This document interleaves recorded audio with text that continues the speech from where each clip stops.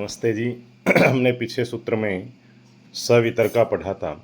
आज हम योग दर्शन के समाधिपाद का 43वां सूत्र मेरे साथ बोलेंगे। समृति परिशुद्धौ स्वरूप शून्यवार्थ मात्रानि आर्भषानि वृत्तिकारका। समृति परिशुद्धौ स्वरूप शून्य इव अर्थ मात्र निर्भाषा निर्वितर्का। निर्वितर्क होता है निर से बिना प्लस विशिष्ट प्लस तर्क सोचना।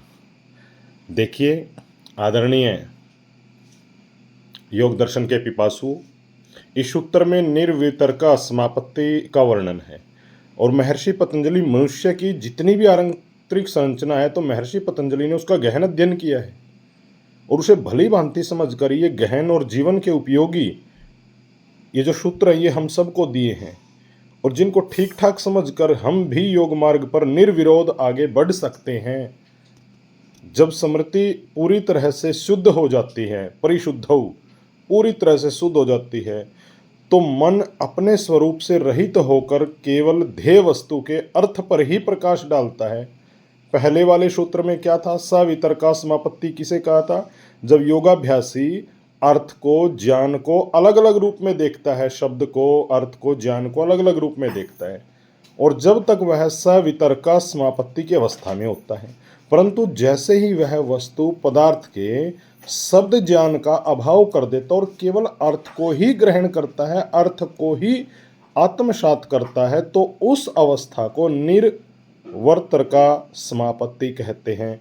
ऐसी अवस्था में योगाभ्यासी के चित्त में, साधक के चित्त में सभी विकल्पों का, सभी ऑप्शंस का अभाव हो जाता है और सवितर्का में शब्द ज्ञान और वस्तु या अर्थ इन तीनों की प्रधानता बनी रहती है, परंतु निर्वितर्का में शब्द और ज्ञान गौण हो जाते हैं और पदार्थ के स्वरूप की प्रधानता बनी रहती है। सवितर्क और निर्वितर्क ये स्थूल विषय इन भूतों से संबंधित होते हैं। आगे के सूत्र जो आएंगे सविचारा निर्विचारा, वो सूक्ष्म भूतों से संबंधित आएंगे।